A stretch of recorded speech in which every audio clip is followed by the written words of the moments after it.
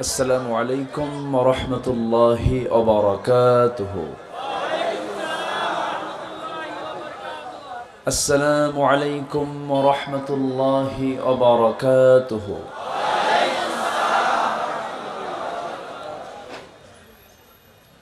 إن الحمد لله الأكرم الذي خلق الإنسان وكرم وعلمه من البيان ما لم يعلم،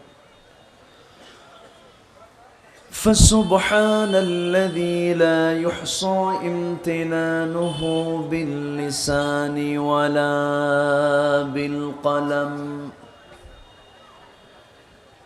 نشهد أن لا إله إلا الله وحده لا شريك له، ونشهد أن سيدنا وحبيبنا ومولانا محمدا عبده ورسوله الذي أرسله بالحق بشيرا ونذيرا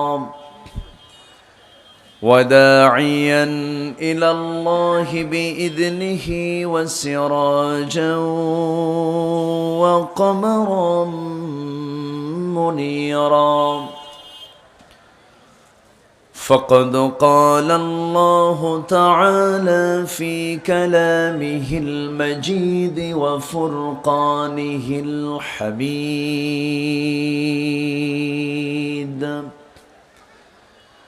أعوذ بالله من الشيطان الرجيم. بسم الله الرحمن الرحيم. إذا زلزلت الأرض زلزالها وأخرجت الأرض أثقالها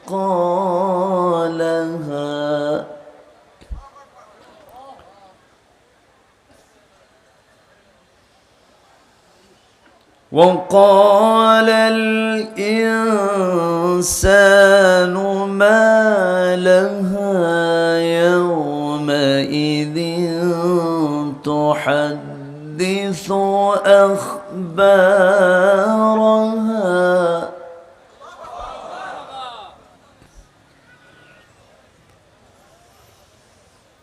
بأن ربك أوحى لها يومئذ يصدر الناس أشتاتا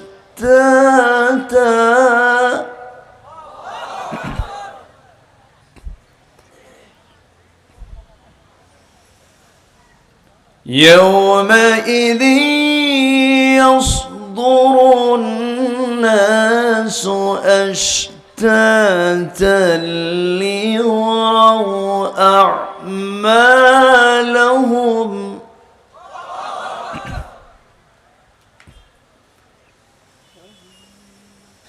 فمن يعمل مثقال ذرة خيرا يره ومن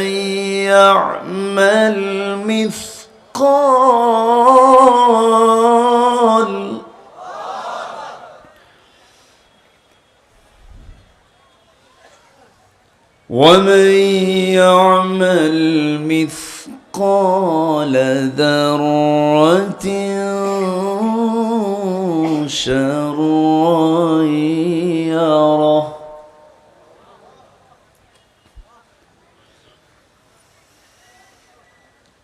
الله أكبر. بسم الله الرحمن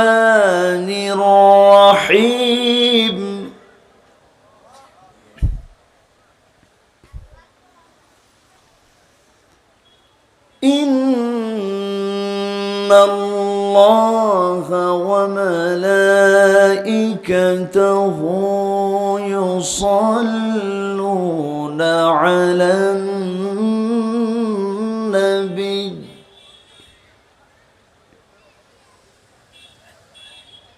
يا أيها الذين آمنوا صلوا عليه وسلموا تسليما اللهم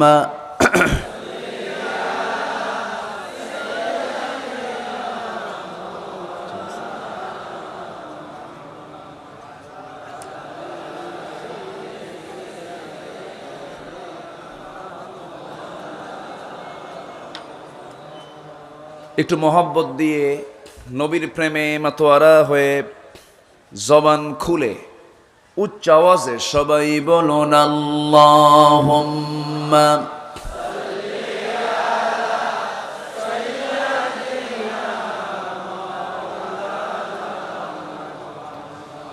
ওয়া আলা আলি সাইয়্যিদিনা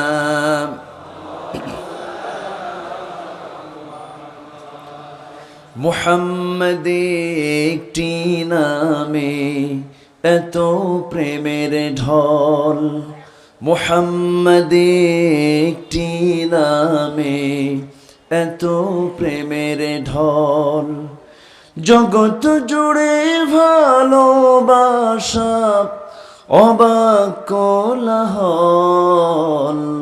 মুহাম্মদ একটি নামে এত প্রেমের ঢল আল্লাহুম্মা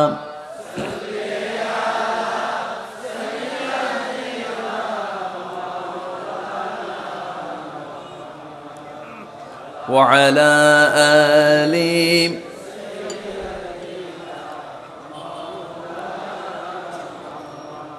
সবাই বলুন বালাগাল উলা বিকামালিহি কাশাফাত তুজা বিজামালিহি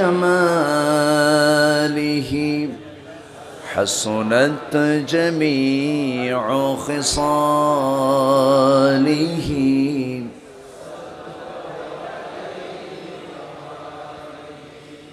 सूरत यूसुफ बिदारी हिकमत लुक़मान इमाम कारी क़ुरआन बारी ये है दिले सादिमान इमाम बलगल उला बिकमालिही كشف التجى بجماله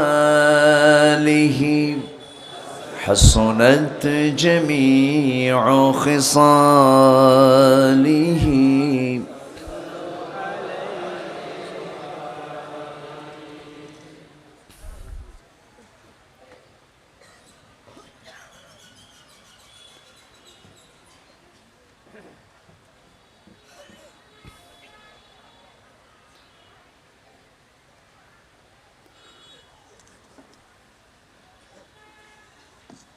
বান্দরবান তো না চট্টগ্রাম অঞ্চলের বান্দরবান জেলার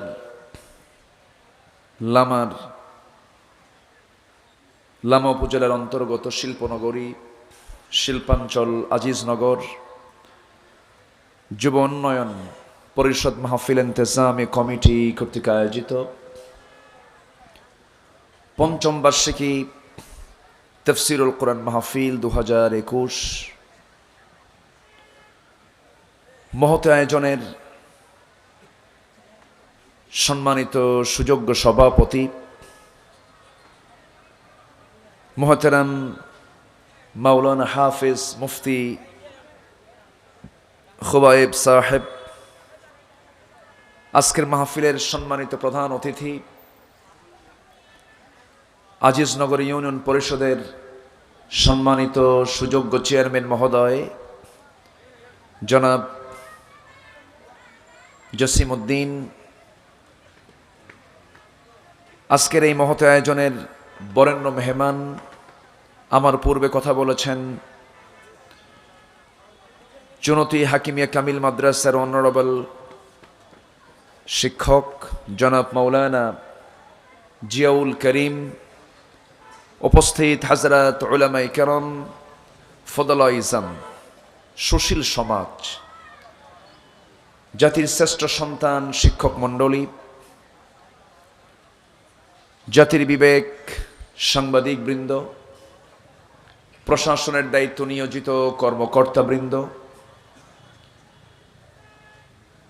সামনে উপস্থিত আজকের মাহফিলের প্রধান আকর্ষণ, যাদেরকে নিয়ে আজকের এই সাজানো একটি বাগান, তাওহীদের পতাকাবাহী, কালেমার ঝান্ডাবাহী, দ্বীন ইসলামের নরসারদুল বীর মুজাহিদ, প্রাণ প্রিয় সম্মানিত দ্বীনী ভাইরা, আড়ালে বসে আছেন শ্রদ্ধেয়া সম্মানিতা মা বোনেরা।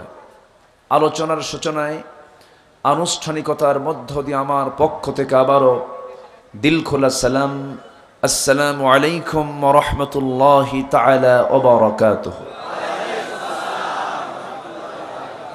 সবাই কেমন আছেন?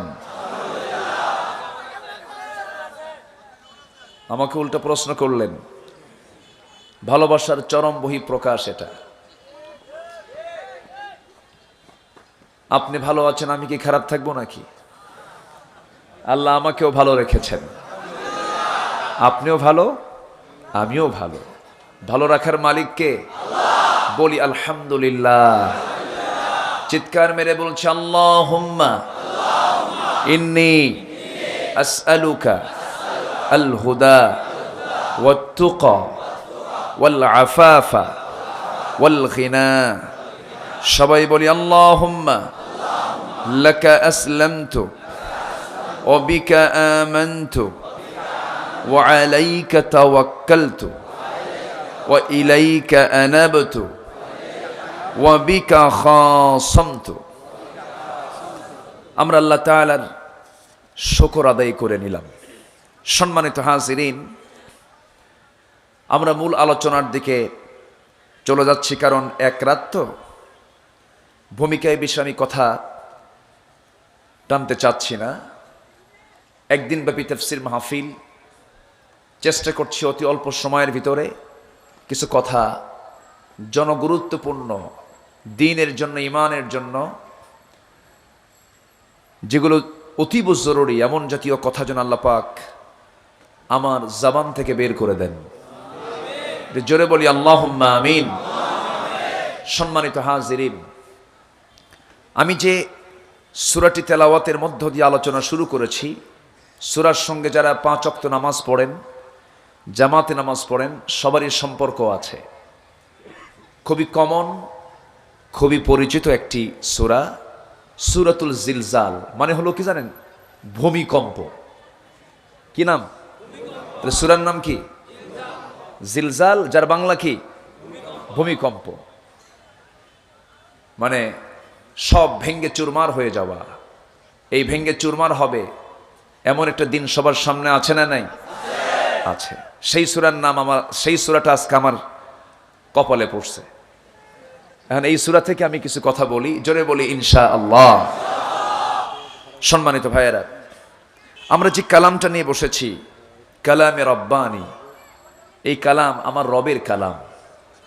আচ্ছা, এই লাইটটা কি মানে খুব রাখা জরুরি? আমি এইদিকে তাকাতে পারছি না, মানে মানুষ দেখতেও পাচ্ছে না, আমিও তাকাতে পারছি না। এটা অন্য কোনো সাইড না, বন্ধ না, এটা সাইডে রাখলে মানুষও দেখতে পাচ্ছে না আমাকে। আচ্ছা না, এই দেখেন আমার পক্ষে দেখেন কত মানুষ। থামেন একটু, আমি তো দেখতেছি আপনার।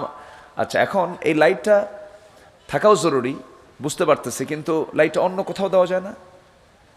সেটিং করা যায় না একটু এরকম? আচ্ছা, আছে তো, তাহলে এই উপরেরটা সরায় দেন, মানুষ কিছু দেখুক আমারে। মানুষ শুধু এরকম করতেছে, ঠিক আছে না? সবই ঠিক নেন। আচ্ছা, সরায় দেন। সম্মানিত হাজিরিন, মানে চোখে চোখ না পড়লে মোহাব্বত হয় না তো, এটাও ঠিক। আচ্ছা, হ্যাঁ ঠিক আছে, আলহামদুলিল্লাহ। এখন কি খুশি আপনারা? ওইদিকে খুব খুশি, আলহামদুলিল্লাহ। আর এইদিকে যদি বলেন ক্যামেরা সরান, তাহলে এরা তো রেকর্ড করতে পারবে না। থাক, যা আছে বলি আলহামদুলিল্লাহ। আমি তো এসেছি এখানে, এই তো কয়েক হাজার মানুষ এখানে আসছেন, আপনারা হাজার হাজার মানুষ আসছেন, আলহামদুলিল্লাহ। কিন্তু এই ক্যামেরাতে দেখবে হাজার হাজার না লাখ লাখ, এমনকি কোটিও হতে পারে। তাহলে এটার কি দরকার আছে না? আচ্ছা, তাহলে একটু থাকুক, ঠিক কি না? এখন এটাও ঠিক, যে বলি আলহামদুলিল্লাহ। খুবই সুন্দর আপনারা। সম্মানিত ভাইয়েরা, এই কালাম কার কালাম? পৃথিবী কত, মানে পৃথিবীর এই যে দেখেন এই লাইটগুলো আজ থেকে 100 বছর আগে ছিল না, প্রযুক্তি ছিল না, মাইক ছিল না। কত উন্নয়ন হয়েছে আমাদের। আমরা একটু চিন্তা করলেই যাব মক্কায়, 4 ঘন্টা 5 ঘন্টায় মক্কায় চলে যায়। যাবে আমেরিকা, একদিনের মধ্যে আমেরিকা চলে যায়। চলে যাব একটু কলকাতায়, আধা ঘন্টায় কলকাতা চলে যায়। তাহলে এই যে একটা আমাদের গোটা পৃথিবী, একটা whole world is a global village. গোটা পৃথিবী যেন একটা গ্রামের মতো হয়ে গেছে। বরঞ্চ পার্শ্বের ঘরে কি হয় তা না জানলেও গোটা দুনিয়া জানা যায় ঘর থেকে, ঠিক কিনা? তো এই প্রযুক্তির ব্যবহার, এত প্রযুক্তির ডেভেলপ হওয়ার পরেও, এত উন্নয়ন হওয়ার পরেও, এত উৎকর্ষ সাধনের পরেও কোরআন কত আগে নাজিল হয়েছে, এর কোনো বিন্দু পরিমাণ কোনো ব্যর্থতা প্রমাণ কেউ করতে পেরেছে? আসতে বলবেন না, পেরেছে? কেউ কি ব্যর্থতা প্রমাণ করতে পারবে? পারবে না। এটা মজবুত একটি কিতাব, চির নতুন, চির নতুন, এর কোনো পুরাতন নাই। চির বিস্ময়, মহাবিশ্বের চির বিস্ময়, কিয়ামত পর্যন্ত চির নতুন। বিপন্ন পৃথিবীর অনির্বার্য একটি ঠিকানা হলো কোরআনে কারীম। আপনি যেটাই ডেভেলপ করতে যান, যে কোনো বিষয়ে, যে কোনো সাইড আপনি ডেভেলপ করতে যাবেন, কোরআন সবার আগে লাগবে। সুবহানাল্লাহ। মেডিকেল সায়েন্স, কোরআন লাগবে। ভৌগোলিক চিন্তা, কোরআন লাগবে। আকাশ নিয়ে চিন্তা, কোরআন লাগবে। প্রাণী নিয়ে চিন্তা, কোরআন লাগবে। যে কোনো গবেষণায়, যে কোনো গবেষণায় সবচেয়ে আগে দরকার কোন কিতাব? আসতে বলবেন না, কোন কিতাব? এই জন্য আল্লাহ রাব্বুল আলামিন 4 বার বলে দিয়েছেন, আফালা ইয়াতাদাব্বারুনাল কুরআন আম আলা কুলুবিন আকফালুহা। মানুষের কি হলো? মানুষ কোরআন নিয়ে গবেষণা করে না, কোরআনটাকে নিয়ে তারা গবেষণায় নিয়ে আসে না, চিন্তা করে না অত। তাহলে কি তাদের অন্তরটা তালাবদ্ধ করে দেওয়া হয়েছে নাকি? তাদের অন্তরটা তালাবদ্ধ হয়ে আছে নাকি?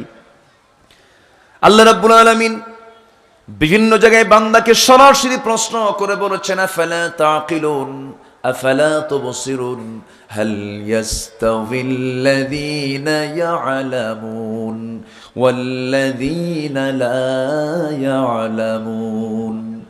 যারা জানে আর যারা জানে না, যারা বুঝে আর যারা বুঝে না, কখনো সমান হতে পারে না। এই জন্য আল্লাহ রাব্বুল আলামিন বান্দাকে মূর্খ থাকতে বলেছেন না জ্ঞানী হতে বলেছেন? পৃথিবীর প্রথম মানুষের নাম কি বলুন? বলেন বলেন। তিনি আমাদের আদি পিতা। মূর্খ না জ্ঞানী? শুধু জ্ঞানী না, বড় বিজ্ঞানী। وعلم آدم الأسماء كلها ثم عرضهم على الملائكة। জোরে বলুন আল্লাহু আকবার। আল্লাহ রাব্বুল আলামিন আদম আলাইহিস সালাতু ওয়াস সালাম কি দুনিয়ার সকল কিছুর নামের শিক্ষা দিয়েছিলেন। অর্থাৎ এখান থেকে প্রমাণিত হলো পৃথিবীর প্রথম মানুষ যত বড় জ্ঞানী ছিলেন, কিয়ামত পর্যন্ত এত বড় জ্ঞানী মানুষ আর দ্বিতীয় জন আসবে না। আদম আলাইহিস সালাতু ওয়াস সালাম ছিলেন সবচেয়ে বড় জ্ঞানী মানুষ। আমার বাপ সবচেয়ে বড় জ্ঞানী, আলহামদুলিল্লাহ। আর তার সন্তান কি মূর্খ থাকতে পারে? থাকতে পারে? আবার নবীকে কিন্তু আমি এক্সেপশন এখানে নিয়ে আসেন। আমার নবী তো নবী, আমার নবী তো আলাদা। জোরে বলে সুবহানাল্লাহ। আমার রাসূলকে এক্সট্রা সম্মান কে দিয়েছেন? রাসূল এসেছেন পরে, কিন্তু দাম তার কম না বেশি? কম না বেশি? প্রধান মেহমান যখন মঞ্চে ওঠে, সবার আগে না সবার পরে? হ্যাঁ, সবার পরে ওঠে না? যে কোনো প্রোগ্রামের প্রধান অতিথি আগে ওঠে না পরে ওঠে? পরে ওঠে। এর মানে আমি বুঝাচ্ছি না যে আদমের দাম কমে গেছে, নূহ আলাইহিস সালামের দাম কমে গেছে। সব নবী তো নবী ছিলেন, কিন্তু নবীদের নবী ছিলেন, রাসূলদের রাসূল ছিলেন, সরওয়ারে দু জাহান ছিলেন, সাইয়্যিদুল মুরসালিন ছিলেন আমার নবী মুহাম্মদুর রাসূলুল্লাহ সাল্লাল্লাহু। আমার নবীর সম্মানটা কত বড়, এক কথায় একটা আয়াতই সম্পূর্ণরূপে স্পষ্ট করে দেয়। আমার আল্লাহর পরিচয় হলো আলহামদুলিল্লাহি রাব্বিল আলামিন। আমার নবীর পরিচয় হলো ওয়ামা আরসালনাকা ইল্লা রাহমাতাল লিল আলামিন। জোরে বলুন আল্লাহু আকবার।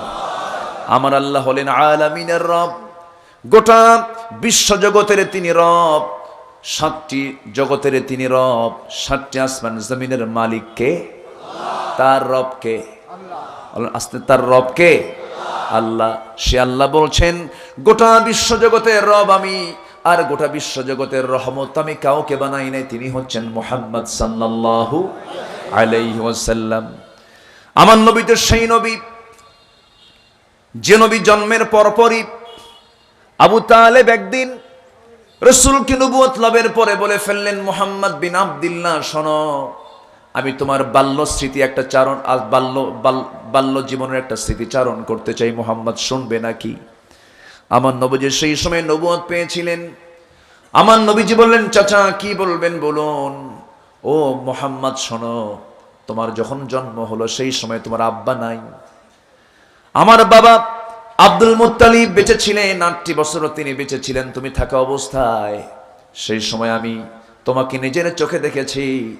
তোমার মার উদর থেকে তুমি যখন দুনিয়াতে আসলে, তোমার মার পেট থেকে যখন তুমি চলে আসলি, একদিনের বাচ্চা তুমি, একদিনের শিশু তুমি, তুমি যখন জন্ম নিয়ে যখন পৃথিবীতে আসলে, পদার্পণ করলে, আমি সেকেন্ড রজনী, একদিন মাত্র তোমার বয়স, নবজাতক তুমি। তোমার মা তোমাকে খোলা আকাশের নিচে, চাঁদনি আকাশের নিচে শুয়ে রেখেছেন। আমি দেখতে পেলাম তোমার মার মন প্রচন্ড খারাপ, তোমার মায়ের মনটা একটু অস্বস্তিকর, প্রচন্ড চোখে প্রচন্ড কান্না, চোখে তার পানি, মনটা তার খারাপ। তোমার কাছে এসে বসতেছে, কিন্তু মনে কোনো সুখ নাই, শান্তি নাই, চেহারায় কোনো হাসি নাই। সেই সময় আমি দেখতে পেলাম, মুহাম্মদ শোনো, আমি আমার চোখ, আমার বড় সাক্ষী হয়েছে, আমি সেই রাতে দেখেছি চাঁদনি আকাশের নিচে তোমাকে শুয়ে রেখেছেন তোমার মা। আমি দেখতে পেলাম তোমার মা তোমার কাছে নাই, কিন্তু আমি দেখতে পাচ্ছি তুমি যখন তোমার ডান হাতটা নড়াচড়া করো, সেই সময় আকাশের চাঁদ তোমার ডান হাতে নেমে আসে। যখন তুমি তোমার বাম হাতটা নড়াচড়া করো, আকাশের চাঁদ তোমার বাম হাতে এসে নড়াচড়া করে। যখন তুমি তোমার চক্ষুটা ডান দিকে রাখো, বাম দিকে থাকা চাঁদ ডান দিকে চলে আসে। আবার যখন তুমি তোমার চক্ষুটা বাম দিকে নাও, ডান দিকে থাকা চাঁদ বাম দিকে চলে আসে। আমার নবীজি বললেন, চাচা এরপরে আর কি দেখলেন? বাবা আমি তুই দেখলাম, কিন্তু এরকম দেখলাম কেন? মুহাম্মদ একটু বলো তো কি হয়েছিল সেই রাতের কথা, আমাকে একটু খুলে বলো তো। যদিও কাফের আবু তালেব, কিন্তু ভদ্র কাফের। আবু তালেব জানতেন আমার ভাতিজা মুহাম্মদ আল্লাহর পয়গম্বর এবং মহাসত্য এটা। তার বড় প্রমাণ হলো তার কলিজার টুকরা 2 সন্তান, জাফর ইবনে আবু তালিব এবং আলী ইবনে আবি তালিব রাদিয়াল্লাহু তাআলা আনহুমা। এই দুজনকে আবু তালেব নিজে বলেছিলেন, মুহাম্মদ শোনো, তুমি সত্য, তোমার দলও সত্য, তোমার আল্লাহও সত্য, এই জন্য আমি আমার 2টা সন্তান তোমার হাতে তুলে দিলাম। চাচা আপনি আসেন না। বাবা আমি আসতে পারবো না, আমার বাপ দাদা করে গেছে। এরকম কিছু লোক এখনো আছে না নাই? আছে না? আমার নবীজি সেই সময় বললেন, চাচা শোনেন, সেই রাত্রি আপনি যে আমাকে ওই দৃশ্য অবস্থায় দেখেছিলেন, চাঁদ আমার হাতে নেমে এসেছে, চোখ যেদিকে দেই সেই দিকে চাঁদটা লাফ মেরে চলে যায়। চাচা এর কারণটা হলো আমার মা আমাকে ভূমিষ্ঠ করার পর, আমি মার পেট থেকে পৃথিবীতে যখন চলে আসলাম, আমার মার মনটা খারাপ হওয়ার কারণ হলো সন্তান জন্ম নেওয়ার পর পৃথিবীতে যে লোকটা সবচাইতে বেশি খুশি হবেন সেই লোকটা তো 6 মাস পূর্বে দুনিয়া থেকে বিদায় নিয়েছেন, তার স্বামী নাই। আমার বাবার জন্মের 6 মাস পূর্বে দুনিয়া থেকে বিদায় নিয়েছেন, আমার মার মনে কোনো সুখ শান্তি নাই। আমি যখন মার ঘরে যখন পদার্পণ হয়েছি, মার সামনে যখন আমি ফুটফুটে বাচ্চা, আমার মা আমার দিকে সুন্দর চেহারার দিকে তাকায় আর স্বামীর কথা মনে করে কাঁদবে। আমার মা আমার থেকে দূরে থাকেন তিনি, কিন্তু এটা তার লক্ষণ এটা নয় যে তিনি আমাকে ভালোবাসেন নাই, ঠিকই ভালোবাসা দিয়েছেন। সেই সময় আমার মা আমাকে সামনে দেখে একটু দূরে দূরে ছিলেন। সেই সময় আল্লাহ বলছে, আল্লাহ আমার জন্য, আমার খুশির জন্য, মার খুশির জন্য আল্লাহ রাব্বুল আলামিন আকাশের চাঁদ আমার জন্য খেলনা বানায়া দিয়েছে। একটু আসতে বলে সুবহানাল্লাহ। আজকে বিজ্ঞানীরা দুই একটা তথ্য দেয়, চাঁদের দেশের কিছু তথ্য দেয়। ভয়েজার 1 ভয়েজার 2 পাঠালো, নীল আর্মস্ট্রং গেল, 2 কুকুর কি লাইকা নামে 2 কুত্তা গেল, কুত্তা, সে কুত্তাগুলো ফেরত আসে নাই। এলিজা নামে একটা মেয়ে যাবে 2033 সালে। এই ছোট্ট একটা পাড়া, পৃথিবীর এই সৌরজগতের একটা পাড়া, নিকটবর্তী পাড়া হলো চাঁদ। এই চাঁদের তথ্যই আজ পর্যন্ত উন্মোচন হয়নি। সূর্যের এক্সাক্ট আয়তন কত, সূর্য আকারে কত বড় পৃথিবী থেকে, শুধু বলে 13 লক্ষ গুণ। সূর্যের তো ধারে পাশেই যেতে পারে না মানুষ।